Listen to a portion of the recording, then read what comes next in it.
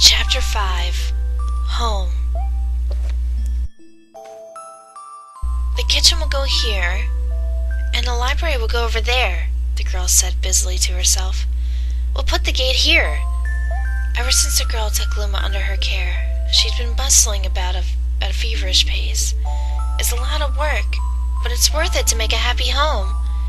It turned out that star pits weren't the only things buried in the ice. There were tools and furniture unlike any they had ever seen, and the girl used them to build a home. Looking at the completed house, Luma remarked, "Don't you think it's awfully big for just the two of us?" With a library, bedroom, kitchen, fountain, and gate, it was certainly spacious, but still, something seemed to be missing. "If only my father, brother, and mother were here," the girl said wistfully. Indeed, the house was too large for its two small residents. That night, clutching her favorite bunny close to her heart, the girl fell asleep in the starship.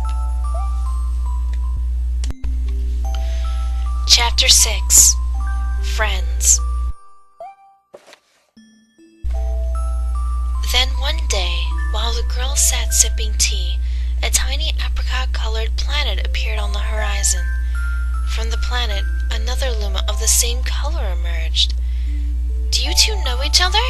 the girl asked the two Lumas gleefully. Despite the girl's excitement, they seemed uneasy. The two Lumas neither drew closer nor backed away from each other. Instead, they just stared. Then one Luma broke the silence. "My mama!" At once, the apricot Luma parroted back, "My mama! My mama! My mama! My mama!" The two Lumas began to dance around the girl frantically, and neither showed any sign of stopping. The girl was so charmed by this adorable scene that she couldn't help but laugh, and that's when something strange happened. Suddenly, more Lumas began to pop out from the apricot planet. They were different colors, but they all shouted the same thing, "My mama! My mama!" The sight of all the shouting Lumas only made the girl laugh harder. What am I going to do with these children? The Lumas just stared blankly as she doubled over laughing. "I guess we'll have to name each and every one of you." Tomorrow, once she had finished naming them all, she would begin moving all the Lumas into the new house. Chapter 7. The Telescope.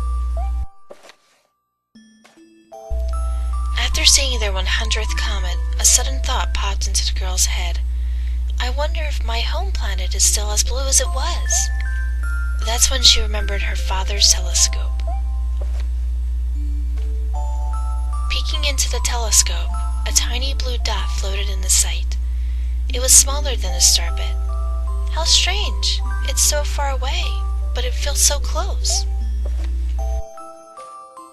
She twisted the knob of the telescope, and the blue dot grew until she could make out a grassy hill dotted with flowers. It seemed very similar to her. Zooming even closer, a terrace on the hill came into view. "I used to go stargazing there when I lived on my home planet." She remembered rubbing the sleep out of her eyes as she followed her father up that hill to look at the stars.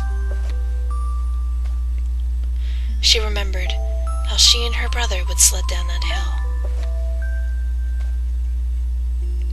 She remembered having picnics with her mother on that hill on bright and windy days, and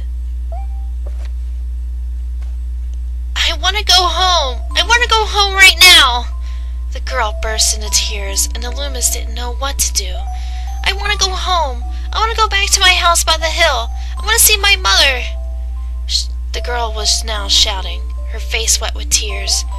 "But I know she's not there! I knew all along that she wasn't out there in the sky, because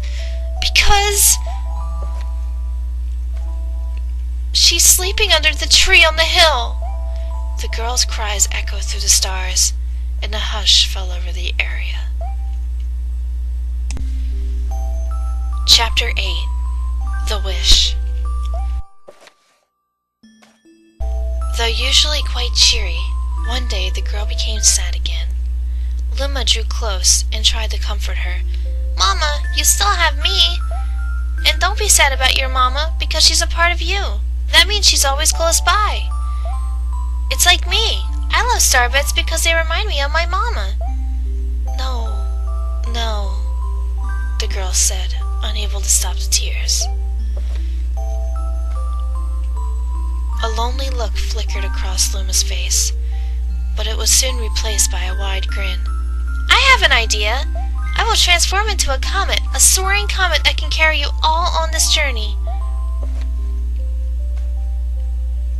With that, Luma, trailing bands of white, soared high into the sky, and just as quickly started to plummet back down.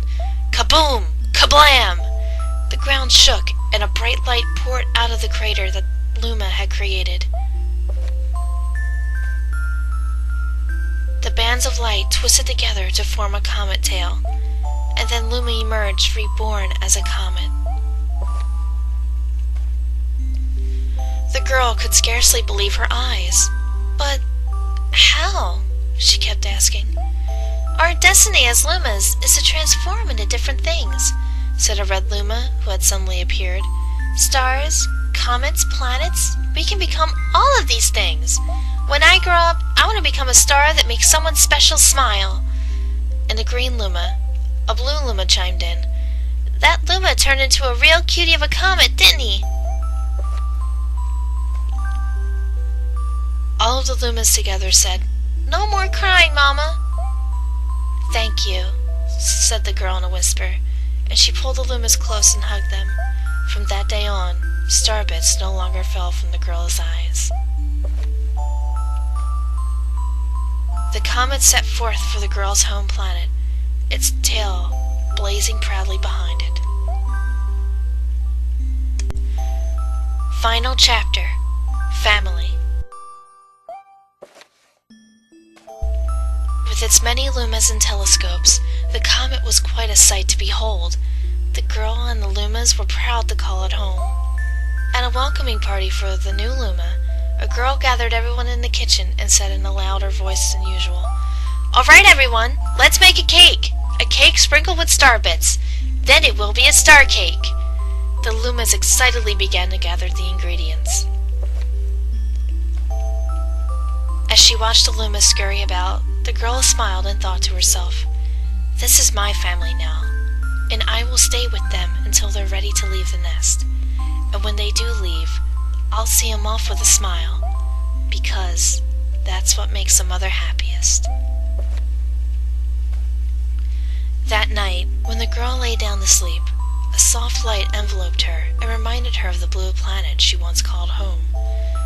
But it would be nice to return home every once 100 years to nap in my favorite sleeping nook.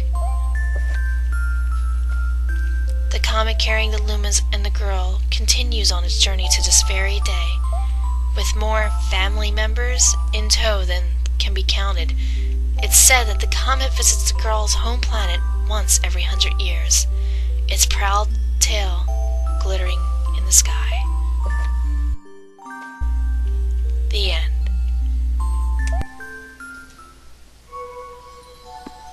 That's all. My story is finished.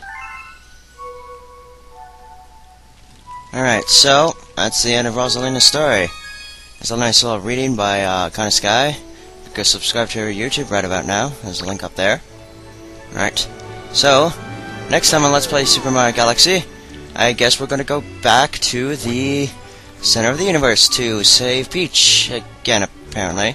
So yeah, until then, see you later, and goodbye.